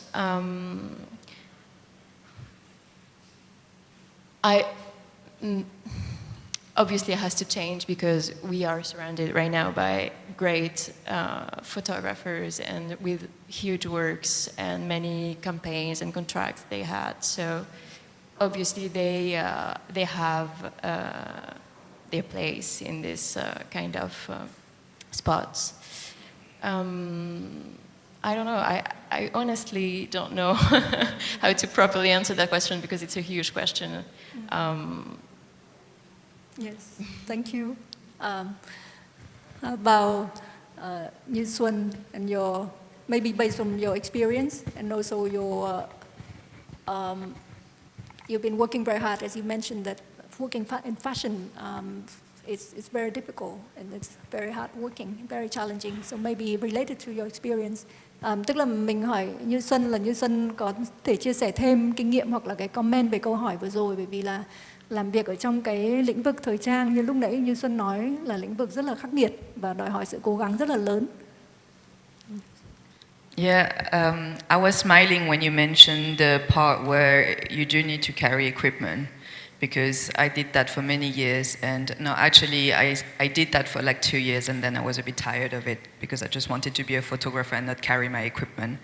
But you just have to do it because that's like you have a survivor instinct that just pushes you to just do the same as anybody else. And obviously evolving in this industry was, I was exposed to obviously a lot of male assistants, mainly most of them were male, and I really see the difference today because my whole team is mainly female now.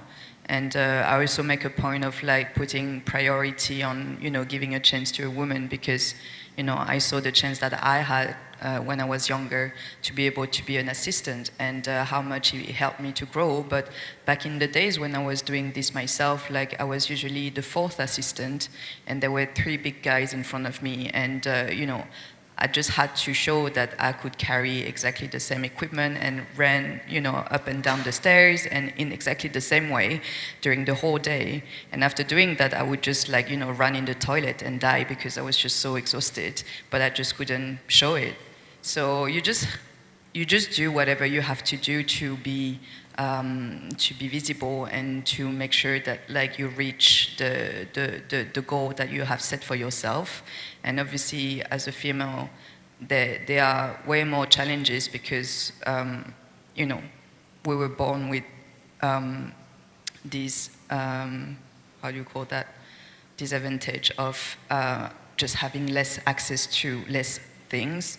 And I didn't, I mean, growing up, like obviously it's something that I have discovered with my adult life, this whole thing about being a woman in this world and how much the instinct of survival is stronger for us, or at least this is how I feel for my personal life. But to be exposed to, like, you know, this inequality was for me something that I discovered later, because I didn't feel that like I had to prove anything because I was a woman until one of my trip here, because I think I had like a photo shoot in Vietnam a couple of years ago, and I was asked for the first time, how does it feel to be a female photographer in this industry? And I never really questioned it before, because for me it was all about, you know, to exist and to be present is already an act of creation by itself, and for me that was all that mattered. You know, it was all about the stories and how I could convey all this imagery of my own word into my work.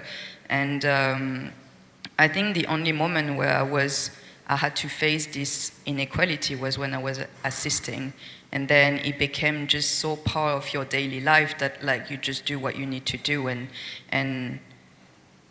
I think I became more vocal in the past 2 years about it, because I think it's important to encourage people to be more outspoken about it, and I feel like it's something that I wish I could have heard earlier when I was younger, so I would have feel like I don't have to kill myself that much, because I can see other people that look like me who, you know, I can rely on, and I don't know, like have this sense of like community. When I started, I felt pretty much alone, and I think this feeling of being isolated, of being alone, makes you fight even more to, yeah, just survive. I mean, this word comes back a lot, but I think this is a very strong word in our practice. So yeah, I don't know if that answers. Thank you, cảm ơn.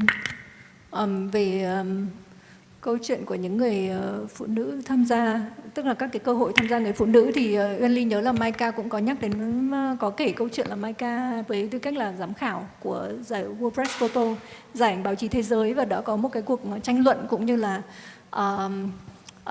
gọi là mất thời gian để mà quyết định trong cái hội đồng, đúng không ạ, về việc là sự tham gia của nữ giới như thế nào. Chắc là mời Maika có thể kể thêm câu chuyện đó cho mọi người cùng được biết. Mình sẽ nói thêm một chút từ cái câu hỏi của chị Ly. Thì nãy chị nói về cái tỷ lệ ấy. Thì thực ra cái tỷ lệ đấy mình cũng nghĩ là nó là những cái con số nó cũng đang được cải thiện. Ví dụ như là khi mà mình tham gia IMF là 2010 thì là chỉ có 3 nữ trên 30 nam. Nhưng mà cuối năm đấy thì mình tham gia cái Encore Workshop ấy, thì nó cũng là 30 học sinh, nhưng mà nó sẽ có khoảng 6 đến 7 bạn nữ. Sau đấy 3 năm khi mình tham gia một cái khóa học khác ở Hà Lan là có 12 học sinh là 2013, thì lúc đấy 12 học sinh thì nó sẽ có khoảng 5 hoặc 6 bạn nữ, tức là 50-50. Và đến khi 2022 vừa rồi, khi mà mình làm tham gia giám khảo của World Press Photo, thì bản thân trong hội đồng giám khảo có 7 người, thì 4 người là phụ nữ. Tức là cái vai trò của phụ nữ nó đang được ghi nhận, và nó là một cái tiếng nói cần thiết. Và tất cả các tổ chức về nhiếp ảnh thì họ, mình không rõ về những cái ngành cụ thể khác, ví dụ như là thời trang hay là hay là đương đại gì đó, nhưng mà cụ thể trong những cái ngành tư liệu và trong ảnh báo chí thì mình đang thấy có sự cải thiện đấy. Riêng về World Press thì nó cũng có một cái thay đổi 2 năm gần đây. Tức là nếu ở đây có bạn nào theo dõi về cái ảnh báo chí thế giới, trước đây thì hầu hết họ sẽ treo giải thưởng là theo các cái chủ đề, ví dụ như là ảnh đương đại, ảnh về thời trang, ảnh về môi trường, ảnh thể thao, hay là ảnh về những cái phóng sự nóng chẳng hạn. Thế nhưng mà 2 năm trở lại đây, khi mà họ có một cái giám đốc mới cũng là một cái người phụ nữ, thì họ làm một cái thống kê và họ phát hiện ra là tức là phải đến 70% cái thứ nhất là về mặt khu vực, họ là một cái ảnh báo chí thế giới. Thế nhưng mà tất cả những cái người được giải thì hầu hết chỉ đến từ châu Âu hoặc là Mỹ. thì họ thấy là thế thì cái chữ thế giới ở trong cái giải báo chí thế giới này nó không toàn vẹn khi mà nó lại được dẫn dắt bởi hầu hết là những cái người da trắng, những cái người mà có thể họ có địa vị tốt hơn, họ có nhiều tiền hơn, họ có kinh nghiệm, họ được giáo dục tốt hơn để họ có thể đi đến những cái đất nước khổ hơn, và sau đấy họ chụp những cái câu chuyện mà đôi khi là nó ở những cái khu vực nhưng mà bản thân cái người khu vực họ lại không có điều kiện để họ có thể thực hiện được những cái bộ ảnh đó, và họ thay đổi cái giải thưởng của họ. Thứ nhất là họ có những cái giải thưởng về khu vực, tức là mỗi khu vực họ chia ra làm 6 khu vực, chia theo bản đồ của thế giới, và họ cũng chấm theo khu vực, là mỗi một khu vực thì sẽ có giám khảo của khu vực chấm chứ không phải là một cái giám khảo bên ngoài, để mong muốn là cái bản thân cái người bên trong khu vực họ phải có cái tiếng nói và họ phải chấm những cái công việc mà họ thấy là nó đại diện cho khu vực của mình chứ không phải là một cái nhìn từ cái người bên ngoài. Và họ có một cái quan trọng nữa trong việc thay đổi, đấy là ở mỗi khu vực thì họ đều phải có một cái giải dành cho phụ, tức là trong 4 người từ 2 năm vừa rồi thì họ mỗi một khu vực thì họ sẽ chia ra làm ảnh đơn, ảnh bộ, ảnh những dự án dài hạn và một cái gọi là open format, tức là các bạn có thể kết hợp cả video hay là vẽ. Lúc đấy thì ảnh nó chỉ là một công cụ thôi, nó không phải là một cái duy nhất để mình có thể thì trong 4 cái giải thưởng đấy thì họ có quy định là trong 4 giải nhất đấy thì phải có một giải thưởng trong 4 giải đấy là đến từ local, đến từ một nhiếp ảnh gia địa phương, và phải có một giải là đến từ woman, là do phụ nữ. Thì năm nay thì có một cái đặc biệt là cái khu vực châu Âu ấy, thì như các bạn biết thì năm ngoài cái cuộc chiến tranh Nga và Ukraine nó diễn ra rất là mạnh, và các bạn ở khu vực châu Âu thì quyết định có một cái quyết định là sẽ chỉ chấm giải những cái hình ảnh mà đến từ cái cuộc chiến tranh, bởi vì các bạn ấy cho rằng là với tư cách là một cái người châu Âu thì các bạn thấy đấy là cái câu chuyện của năm và một cái câu chuyện mà các bạn muốn kể cho thế giới. Vì thế các bạn chỉ tập trung vào cái ảnh chiến tranh Nga và Ukraine. Thì điều đấy dẫn đến là hầu hết những cái nhiếp ảnh tham gia sẽ là nam. Bởi vì như các bạn biết thì ảnh chiến tranh thì nó có những cái rất là khắc nghiệt, và đôi khi thì với tư cách là một người phụ nữ thì rất là khó để tham gia. Vẫn có rất nhiều những cái nhiếp ảnh gia nữ tham gia chiến tranh, nhưng mà đôi khi cái sự bị bắn, bị chết nó không đáng sợ bằng cái việc ví dụ như là các bạn có thể bị hiếp dâm hoặc là bị bạo lực về tình dục, thì những cái đấy nó còn với các nữ nhiếp ảnh gia thì nó còn để lại những cái nguy hại lớn hơn. Thì chính vì là chỉ toàn là ảnh nam ấy, nên là khi mà mình chọn những cái bộ ảnh cuối cùng thì mình không có nữ, quá nhiều nam. Thế sau đấy thì bà giám đốc của World Press Photo thì có yêu cầu ban giám khảo là các bạn buộc phải chọn một công việc của nữ, bởi vì đây là một cái luật và chúng tôi đã đưa ra công bố rồi và các bạn không thể từ chối. Thế sau đấy thì bọn mình có họp với nhau, bởi vì có một cái điều đáng tiếc là có rất nhiều những cái công việc, nhưng mà rõ ràng là riêng cái khu vực châu Âu này thì những cái bộ ảnh mà đến từ các nữ nhiếp ảnh gia ấy, nó không có sức mạnh về mặt câu chuyện cũng như là về mặt kỹ thuật bằng những cái nhiếp ảnh gia nam. Và bản thân là có 4 người phụ nữ ở đây thì bọn mình đã đưa đến một cái quyết định là bọn mình xin được đổi luật. Bởi vì bọn mình cảm thấy là nếu như mà bản thân mình ấy là một cái người nữ nhiếp ảnh gia và được trao một cái giải thì mình muốn là được trao giải vì cái công việc, chứ không phải là vì mình là một người phụ nữ. Và bọn mình đã phải làm một cái gọi là statement, một cái báo cáo lên ban tổ chức để xin là được đổi luật cho năm nay để không có giải thưởng cho phụ nữ ở khu vực châu Âu. Mặc dù đấy là một cái điều mà mình hiểu là ban tổ chức đưa ra để cố gắng là tôn vinh phụ nữ cũng như là khuyến khích nữ nhiếp ảnh gia tham gia nhiều hơn. Nhưng mà ngược lại với tư cách là một nhiếp ảnh gia thì mình cũng mong muốn là được mọi người ghi nhận bằng công việc của mình, chứ không phải là vì chúng tôi thiếu nữ hay là vì chúng tôi cần phải phong trào mà chúng tôi phải ủng hộ cho cái điều này. Cảm ơn Maika, câu chuyện đã nói lên rất là nhiều điều. Em nói thêm một cái về mặt thiết bị. Cột sống bất ổn, em hay trêu thế.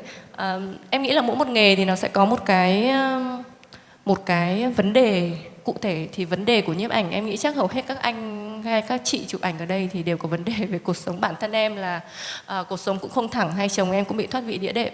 Thế thì là bởi vì những cái thời gian đầu mọi người đi chụp ảnh hay là mang vác nặng này, rồi hay có thói quen đeo ba lô một bên ấy, thì tất nhiên là nếu mà nó là một vấn đề thì mình phải tìm giải pháp, đúng không?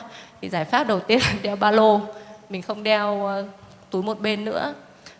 Giải pháp thứ hai mà sau này em cũng không bao giờ em nghĩ em không tức là mình thấy là nếu mà mình đeo mệt quá, đúng không? Mình đi làm thì mình thuê một bạn đi đeo ba lô cho mình. Chỉ một bạn trợ lý thôi, thì thực ra cái chi phí nó cũng không cao, chỉ có mỗi việc bê đồ cho mình thôi. Và hoặc là đôi khi là em có những cái dự án thì có những cái anh lái xe này, đúng không? Anh lái xe bình thường, anh lái xe xong anh chờ thì mình hoàn toàn có thể nhờ anh ý là ok anh vác đồ cho em đi đến điểm nọ điểm kia chẳng hạn. Nhưng mà đấy thực ra đấy cũng lại là một lợi thế, là ví dụ như là một anh nhiếp ảnh ra đi chụp đúng không, mà mang đồ nặng thì đâu có dám nhờ một anh nào đấy xách hộ đúng không? Chỉ có các chị em thì mới dễ nhờ hơn. Thì mình nghĩ là nó có vấn đề nhưng mà nó luôn có giải pháp nếu như mà bạn vẫn muốn tiếp tục công việc này. Cảm ơn Mai Ca. Thế còn Vân Nhi thì sao? Chắc là câu hỏi này thì dành cho Vân Nhi đi, vì có bạn hỏi là cái khó khăn nhất là không trong việc làm một nữ nhiếp ảnh gia là gì?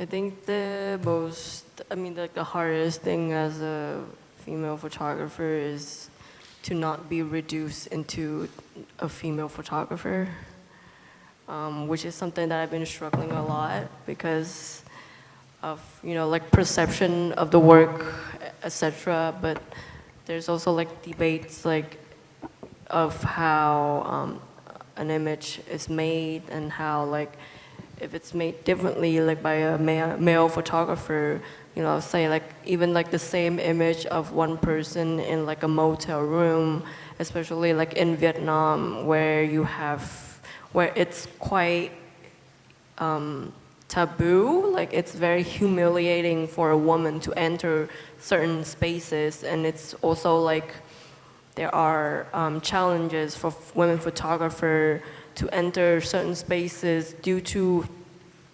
societal like ideals or due to religious contexts, and I feel like there are like those obvious things, but if there's a will, there's a way, and I feel like the thing is that it's so dangerous for women to have to like try 100 times harder to be able to achieve the same thing as if a man does it. I think that's like the only thing that's like the most like the very obvious things that there is. Cảm ơn Vân Nhi. Mọi người dưới có muốn đặt câu hỏi cho các nữ diễn giả chúng ta không ạ? Mời em. Xin mời ban tổ chức đưa mic cho bạn ạ.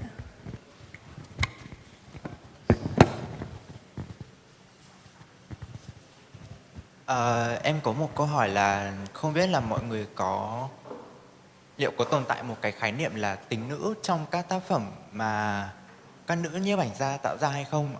Bởi vì là những gì mọi người vừa nói thì nó hơi tập trung vào những cái về mặt cơ thể sinh học khi mà không thể mang vác thiết bị hay là tham gia vào những cái môi trường khắc nghiệt ạ. Mặc dù em biết là những cái khái niệm về tính nữ hay tính nam thì nó cũng chỉ là do xã hội gán cho những cái giá trị đó, thì không biết suy nghĩ của mọi người như thế nào ạ? Em Cảm ơn em, câu hỏi rất là thú vị. Ai xung phong ạ? Trong các diễn giả chúng ta ai muốn xung phong trả lời?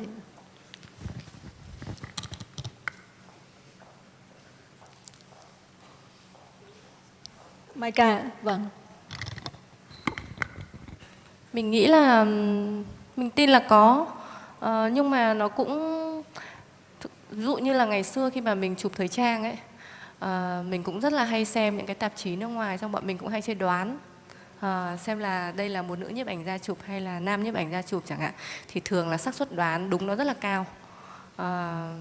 Có thể là với cái nó cũng tùy là cái thể loại nhiếp ảnh nữa, bởi vì có một số cái thể loại mà cái tính nữ nó rất là rõ, nó có thể nên thơ hơn, nó có thể riêng tư hơn, nó có thể lãng mạn hơn theo một cách nào đó. Nhưng mà khi mà mình chuyển sang chụp tư liệu ấy, và báo chí, lúc trước mình cũng nghĩ là cái tính nữ này nó cũng mạnh hơn, rõ hơn chẳng hạn. Nhưng mà khi mà mình vừa trải qua cái cuộc thi chấm giải ấy, tức là bọn mình xem hàng nghìn tác phẩm, thì mình cảm thấy là mình không biết là có phải bởi vì cái chất lượng của cái giới chuyên nghiệp nó đã cao đến cái độ mà mình không nhận ra được điều đấy nữa không. Khi mà mỗi khi mà mình xem một tác phẩm, chẳng hạn khi mà mình đã đến top 20 rồi đi, bọn mình luôn luôn phải quay lại hỏi nhau là thế cái bộ này là người địa phương hay là người nước ngoài, đây có phải là female hay là male, tức là đôi khi mà đã được nhắc nhưng một lúc sau đi xem lại chẳng hạn thì vẫn hỏi nhau, tức là mình không thể nhìn hình ảnh và đoán được nữa. Thì mình cũng nghĩ là cái tính nữ này nó tùy thuộc vào cái thể loại nhiếp ảnh và cũng tùy thuộc ở cái giai đoạn là nó ở cái mức độ chuyên nghiệp đến đâu.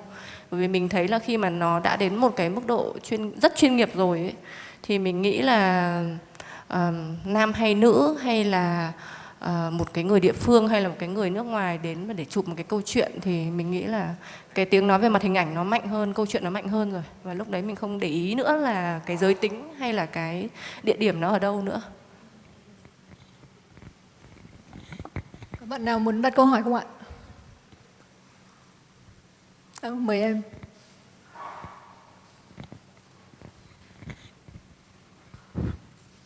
Em xin chào mọi người và chào các nhiếp ảnh gia. Thì em có một câu hỏi cũng đơn giản thôi là sự khác biệt giữa một bức ảnh có nghĩa là good photograph and great, nghĩa là một bức ảnh chỉ đẹp thôi và một bức ảnh có tầm ảnh hưởng thì nó khác nhau ở chỗ nào?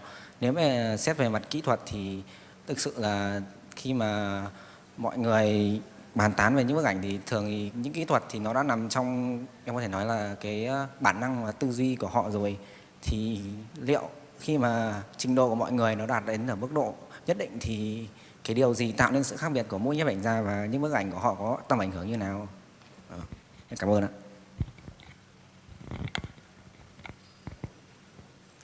Ai muốn trả lời câu này? Như Xuân. I think I need the question to be reformulated. I'm sorry. Yes. The question is, what makes the difference between a good enough photograph and a great, very great and influential photograph? I mean, this is a very, very subjective answer to give, because I feel like for me, is as long as somebody is touched by the work, like the job is done. And that's like the only thing you can hope for when you produce some work, because obviously you create the work which is going to be, you know, the destination is going to be the audience, and most of the audience is like people that you don't know. And like, for example, in my tropism work, which is related to my family pictures, I very quickly found out that like it was touching, you know, the intimate as much as the collective, because as I said earlier, like, you know, the work is based on something that it's so universal, because it's about family, it's about love, it's about relationship, and I think that there is like a truth that is always embedded in a creative work, and it's obviously not about the techniques, because if you ask me anything about the technique, it's really something that like I don't focus on. And I've been using the same camera forever. Like, I don't care about talking about, like, you know, the equipment that I use, because this is not making the photography. Like, I feel like it's like 10% of it makes like 10% of the content, and the rest is just history. And so yeah, I feel like what is infusing a good work is honesty, and as simple as that. Cảm ơn. Mời Vân Nhi. Can I interruption? I feel like there is actually, from just like my observation, is that what separates from just, you know, like a technically good work from like a, say, better image is the artist's connection with the work, which is, I feel like all three of the other photographers here today do have that, and they are all very immersed in their work to be able to like produce the photo, and you know, like without that connection that is needed between the photographer and say the subject in front of them or the topic they're interested in, I feel like there wouldn't be a good image.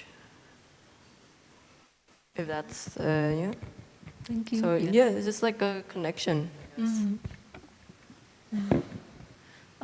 Bây giờ thời gian không có nhiều nữa. Nguyễn Ly thấy có khá là nhiều câu hỏi tập trung về một cái ý chính Đấy là dành cho những bạn là nữ mà muốn bắt đầu sự nghiệp như là một nữ nhiếp ảnh gia. Thì có vài câu hỏi gửi đến nói rằng tôi là nữ và tôi muốn bắt đầu sự nghiệp, thì những cái lời khuyên từ cái kinh nghiệm của các diễn giả ở đây là gì cho một người mới bắt đầu sự nghiệp? Những cái gì tâm huyết nhất, cái gì các bạn muốn chia sẻ và bộc bạch nhất cho bạn đó, thì xin mời mọi người cùng cho bạn ấy kinh nghiệm.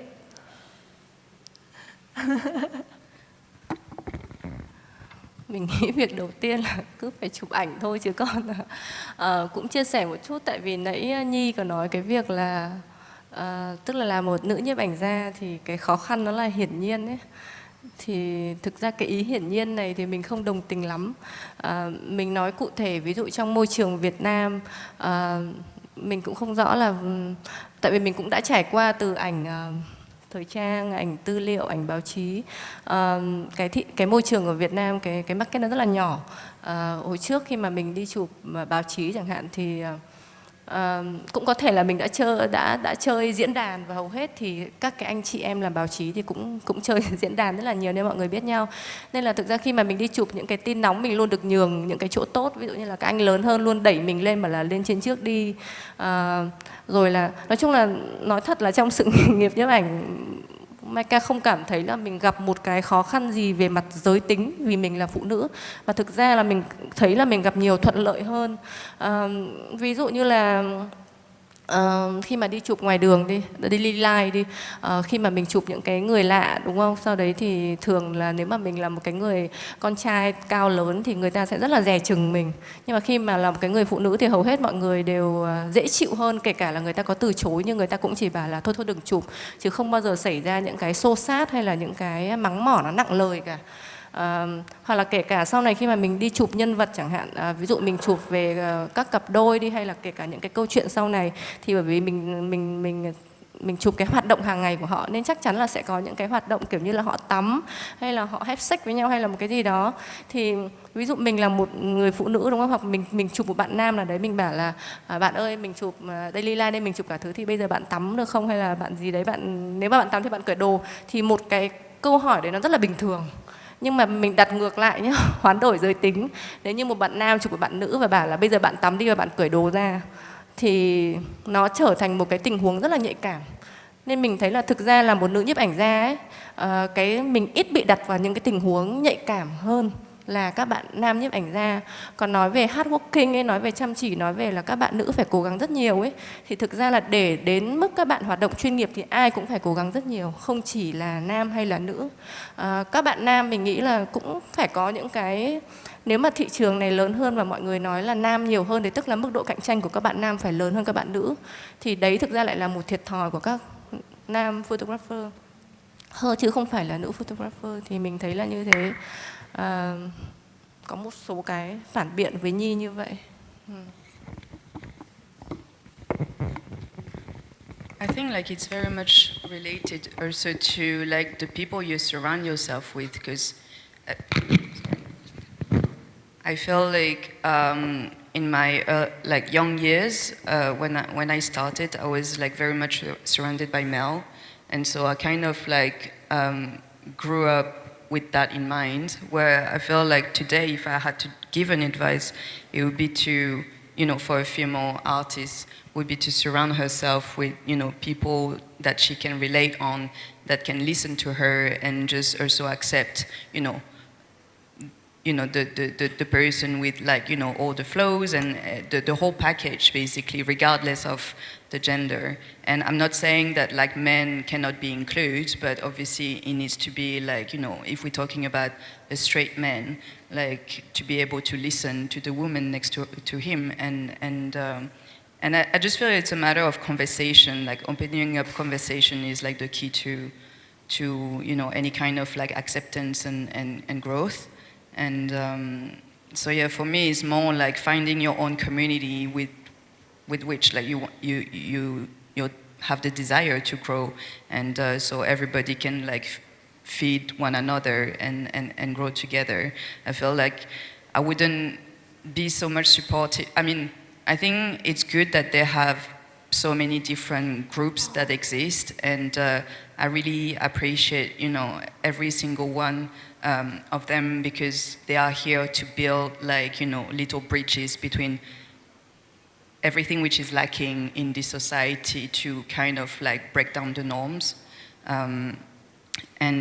But yeah, I think for me it's more about surrounding yourself with the right people, more than, it wouldn't be about work harder because you have to, because we live in this society right now, and it's always going to be the case until maybe we reach this narrative plenitude. But until then, it's more about also not beating up yourself, and obviously you are going to face a lot more challenges as a female, but you can also ease yourself by just acknowledging the you can have a community around you that can also carries you the same way you're going to carry them. Good advice. Lời khuyên rất chí lý, phải không ạ? Mời chị Eleanor.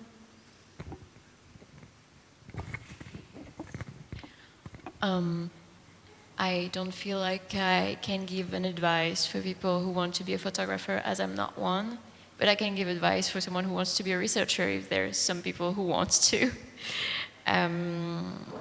Obviously, I haven't spoke about it yet, but it is as hard to be female researcher, especially working on Vietnam photography, Vietnamese photography, in a French university. I actually have been refused, if that's how we say it, a few times before going into this PhD thing, because the subject wasn't interesting for some French teachers who thought that maybe talking about Vietnamese photography, and especially family photographs, wasn't interesting enough and wasn't art history enough, just to then maybe turning me down and then taking the subjects to maybe do an article about it and signing it with their teacher's name. And that's not fair. And I feel like if you're a woman and you really want to give yourself to this kind of research, you just have to fight a lot, and also be surrounded, obviously, by good people, because obviously they are great researchers and teachers who help you develop this thoughts and project. So maybe don't be afraid of fail for a few years, or be searching for the right place to start a project, because then it all came very quickly and it was very simple at the end. That would be my advice, to hang on. Thank you. Cảm ơn.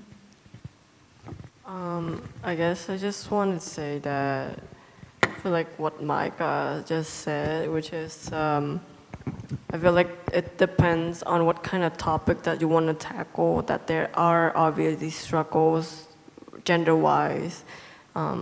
Just generally talking about this is quite reductive in itself, but there are obstacles that you have to face when there are certain topics that you want to shoot, and it's obvious, an obvious barrier there for you, and I just want to talk about that. It's obvious, and it does need recognition, because for say myself, shooting at some places that's considered taboo for a woman, or having to receive looks in a way, or receive gossips and whatnot, and being able to go out to the field and then get refused onto the boat because it's not right for a woman to be on a boat or whatnot. I feel like that's also something that you cannot just drop, I think. There are things like that, and to be more mindful of that, and to be these topics are not even open for women to shoot. So I think that's the general advice for female photographers, I guess. Yes. Be very prepared. Cảm ơn. Yes, please add. So you've been talking about this experience about like the boat, for example. Is it something that you had to experience yourself? And Yeah. if yes, like what did you do? Well, I can't convince someone to let me onto the boat because of their superstitions or religious,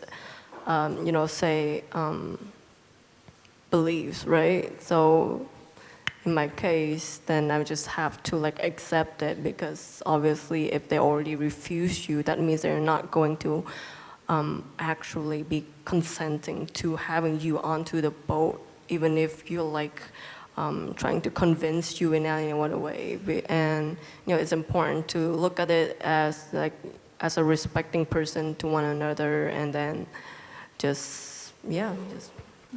you just have to forfeit it, and to accept the fact that you're a woman. I guess it's like very, But I guess also very like reductive. I guess, but at the same time, it's like it's something that you always have to be mindful of when you enter a space, that you are not just a man, but you're also like you're a woman, and how you present yourself is also very important, I guess. And I guess this experience might have brought like a lot of frustration, and I was wondering if this frustration and somehow anger also nurture a lot your work and the way you decided to envision your project. We have 2 more minutes on this. Okay, just very fast, I guess. It doesn't really hinder anything. I'm just like be more mindful of, because like obviously my work is about what I see and what I cannot see. So that's something I cannot see, and it's just something that you have to meditate about, like how you are going to make something float onto the surface of something that you can't even see in itself. So it's just that, like be more creative about it, I guess. Vâng ạ, thời gian của cái buổi trò chuyện hôm nay đã hết rồi. Chúng ta đã vừa lắng nghe và các bạn cũng đã được trải nghiệm một cách, theo như Ly thấy, rất là gần gũi và cũng rất là thực tế và cũng rất là đẹp về hành trình của những nữ nhiếp ảnh gia và cả công việc của một nhà nghiên cứu. Mà bình thường thì chúng ta chỉ được nghe cái kết quả nghiên cứu của chị thôi, mà không được biết là cái trải nghiệm cá nhân hay là cái động cơ nào mà dẫn đến công việc của chị. Có những câu hỏi được đặt ra thì cũng có một số câu hỏi liên quan, chẳng hạn như là theo nhà nghiên cứu thì thấy đâu là một cái nữ nhiếp ảnh gia mà thể hiện được tính nữ nhiều nhất, hay là cũng có những câu hỏi mà muốn dành cho Như Xuân, chẳng hạn như là Như Xuân có đưa các yếu tố lịch sử vào trong các tác phẩm của mình hay không. Nhưng mà Uyên Ly thì lại xin phép là những câu hỏi đấy có lẽ là chúng ta sẽ dành thời gian để hỏi riêng nữ diễn giả hơn là để hỏi trong buổi này. Tại vì buổi này thì chúng ta tập trung vào câu chuyện là công việc của nữ nhiếp ảnh gia và hành trình của họ và những cái khó khăn cũng như là thách thức của họ nhiều hơn. Và rất là xin thứ lỗi các bạn mà đã có câu hỏi gửi đến nhưng mà không được trả lời ngay tại đây. Hy vọng là chúng ta sẽ có dịp để gặp gỡ và tìm hiểu nhiều hơn nữa. Sau đây thì Uyên Ly xin phép công bố là buổi trò chuyện đến đây là kết thúc. Rất là xin cảm ơn những nữ nhiếp ảnh gia và nhà nghiên cứu rất là tuyệt vời đang ngồi đây. Maika, Hứa Như Xuân, Eleanor và Vân Nhi. Xin một tràng pháo tay và sau đây chúng ta xin chào tạm biệt.